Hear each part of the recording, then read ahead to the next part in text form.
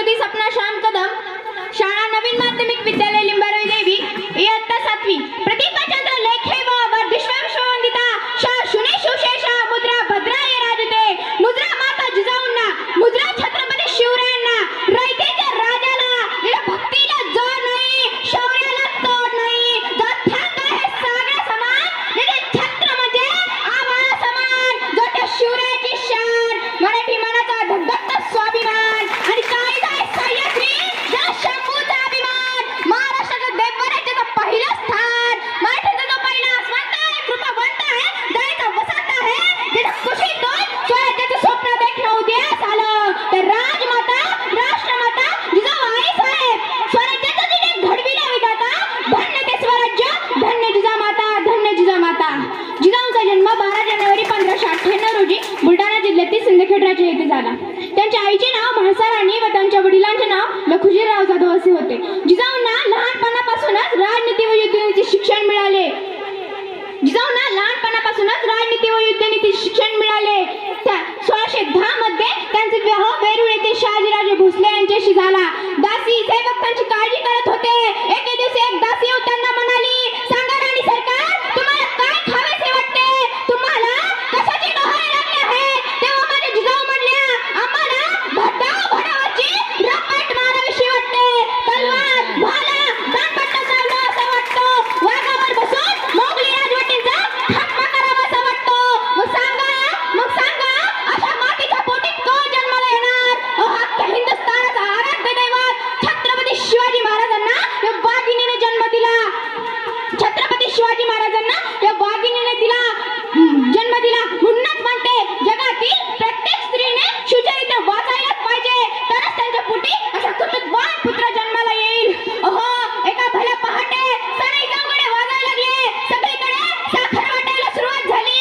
सिंहगडचं राजगडचं मला ठोक नेत्र दर्शे, देखले शिवशंकर का रुद्र रूप नेत्र दर्शे, हिंदवी के घर से एक चिंगारी सा लगुटी, पीली के एक दाल से गिरकारी से गूंज उठी, शारणी के कोख से एक बालक ने जन्म लिया, और शिवाजी का अंश वसुधा को बेटा दिया, और घर में उत्साह, पत्थर पे उत्साह, पर्वत पे उत्साह, सर्वत्र उत्साह. अशा गोड वातावरणात छत्रपती शिवाजी महाराजांचा जन्म झाला. छत्रपती शिवाजी महाराज जिजाऊंच्या संस्कारात वाढत होते तेव्हा शहाजी राजे कर्नाटक स्वारीवर निघाले.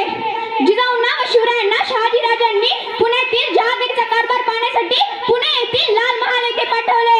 जिजाऊ व शिवराय जहागीरचा कारभार पाहण्यासाठी पुण्यात आले. पुण्यात होतं कोण? मोगली फुराजांनी पुणे बेचिराख करून टाकले होते. सगळी प्रजा सह्याद्रीच्या दऱ्यात जीव मुठीत घेऊन जगत होती. सर्वत्र जंगल व जंगलातील हिंस्र प्राणी माजले होते. घाबरलेल्या लोकांना माझ्या जिजाऊंनी परत पुण्यात बोलावले.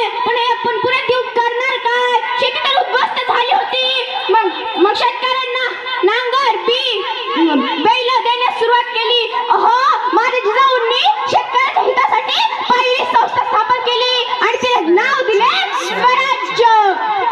म्हणूनच म्हणते, दिल्लीच्या ठाताडावर अभिमानाने भगवा डवले, दिल्लीच्या ठाताडावर अभिमानाने डवलं भगवे. राज्य निर्मितीने रयतेचा पण महाराष्ट्र धर्म जगवा. स्वराज्याची पेटवली मशाल सह्याद्रीच्या छातीने, स्वराज्याची पेटवली मशाल सह्याद्रीच्या छातीने.